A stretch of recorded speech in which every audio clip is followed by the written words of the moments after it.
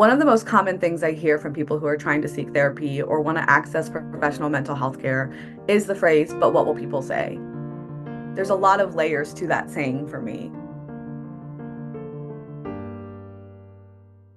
Some of the stereotypes that people have about going to therapy include stigma of it being a sign of weakness or something that means that you're, quote, crazy. There's also a lot of stigma and misconceptions around whether or not a therapist will understand your cultural values. There's a fear that it's a version of airing your dirty laundry and talking about your family, and therefore disrespecting and betraying your family because you're going to therapy. In a lot of insular communities, especially communities of color and immigrant communities, a lot of times religion and God will be used as a replacement of care. It'll say, oh, just pray more. Oh, you're not praying enough. Oh, just talk to this community leader. There's a lot of fear of going outside of the community for support because there's also a lot of fear of harm that might happen from outside of those communities. And that then turns into and translates into misconceptions about whether or not that dominant society and dominant forms of care like therapy can actually help us. And it's important to note that they can. It's just a matter of asking the right questions at consultation, right? Turning to people that you trust, turning to people who might look like you, and also being able to be true to yourself about what you might need. A lot of times in immigrant communities and marginalized communities, we're taught stoicism to deal with things that were really tough and excruciating and painful and hard, and they got through it. And therefore, we should just get through it by just powering through and not accessing care.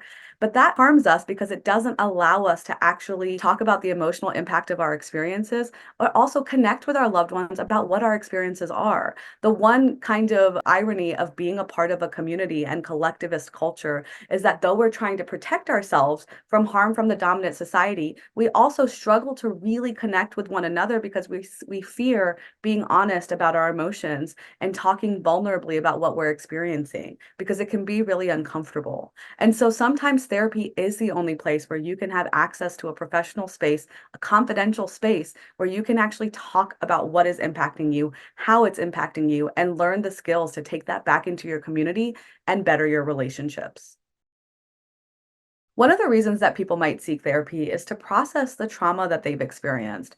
But one of the misconceptions that I hear about trauma is that people think that it's black and white, that maybe you had to experience one really big traumatic incident and that constitutes trauma. But the reality is that trauma looks different for everyone. If two people are in a car crash at the same time, one person might be triggered and might deal with PTSD because of that car accident and no longer be able to drive because of their fear. That is trauma for them. But the other person might walk away and feel like, oh, that wasn't so bad, because we all have different nervous systems that react to our experiences in different way.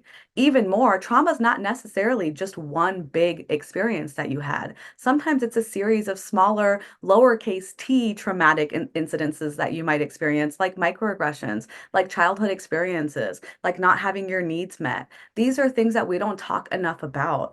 And when I work as a therapist with my clients, often they're coming to see me talking about their experiences, and they don't even understand that what they've experienced is trauma and is having a long-term effect on their lives now as adults. And so a lot of the work I do with them is to process how the things that they've experienced in the past, maybe by the hands of their parents, maybe their childhood experiences, maybe the microaggressions or the discrimination or the bullying that they've experienced, how all of these things have built up and has caused them to feel really defensive and activated and emotionally depleted as adults. And that is a byproduct of the trauma that they've experienced. One of the most common forms of trauma I see in the community of children of immigrants, which is the population I work with, is childhood neglect. And it's hard for a lot of us to admit that our parents did the best they could, but they still didn't love us in the ways that we need. And it's really important for us to recognize that both of those things can be true at the same time. You can know that your parents loved you and did the best they could, and they still could have caused harm to you. And it's something that therapy can really help you process and understand and heal from. A lot of times people feel shame or are worried about what their family might think if they share that they're in therapy. So I want to give you a few tools in order to have these conversations with your loved ones. My first piece of advice would be to think about whether or not it's time to tell them. Therapy is personal, so you get to decide if you even want to share it with someone. I know that for me, when I first sought therapy, it took me a year before I decided to tell my family I was in therapy. And a part of that work for me was being in therapy to learn how to tell my family I'm in therapy. I learned those communication tools in therapy to be able to have those conversations.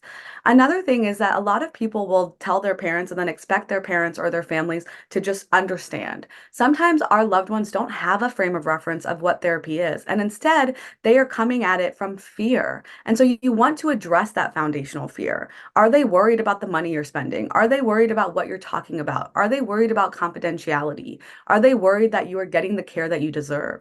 Think about what their fears might be. And you might even ask them, what are you worried about? And then you can address those fears. It's almost like having a prepared, frequently asked questions list so you can answer their questions and help them understand and demystify what therapy is. Another thing is that some people will tell their loved ones that they're going to therapy and they'll make it this really big conversation. So you'll sit around a table and you'll say, I have something really serious to talk about. And sometimes that can lead your loved ones to feel a little bit more on edge and hyper vigilant about the conversation. So instead, how can you find an inroad into talking about therapy without making it about you so you can at least talk about the concept?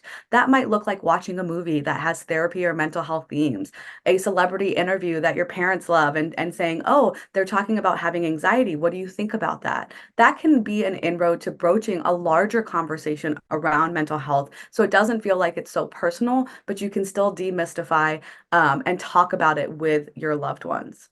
And finally, use language that's accessible. Sometimes our parents don't understand what depression is. They have their own fears around therapy and they don't understand what mental health is. So you might normalize it by using language they can understand. For some people, it's a literal second language that their parents speak and using that language. And for some of us, it's breaking it down. So instead of saying, I have depression or I'm struggling with depression, you might say, I feel really sad all the time and it's impacting the way I sleep or work. It's really hard for me to stay awake during the day, or it's really hard for me to even find joy in the things that I enjoy. And that is something that might be more accessible for your loved ones rather than just the blanket term depression. So thinking about all of these things can help you have these conversations that might be scary, but they can also bring you closer to your loved ones. Healing looks different for everyone, but if you do choose to seek therapy and access professional mental health care, remember that it might not be immediate. You might not see healing and growth and changes as fast as you'd like. The truth is that therapy can be a really painful process. You are excavating wounds, you are digging up past memories, you are talking about things that are deeply uncomfortable to talk about. And not only that, you are building rapport with your therapist in order to get to a point where you can actually dive into the things that you need to dive into that you want to heal from. And a lot of the misconceptions that I hear are around, oh, how fast does it take? How many sessions do I need? And the truth is that that looks different for everyone. Going to therapy is not just about the therapist helping you, it's about you learning tools and skills to be able to take this work and integrate it into your everyday life and change those dynamics and heal from the things that have been triggering or activating for you. And this might look really different for everyone. And I want people to know that it's really important to have self-compassion. It can be really hard to do this work, whether it is therapy or it's other forms of healing, cultural forms of healing, reading books, right? Being in community with people. These things can be really difficult for us when it's new and when it's healing wounds and past versions of ourselves that we have not given attention to yet.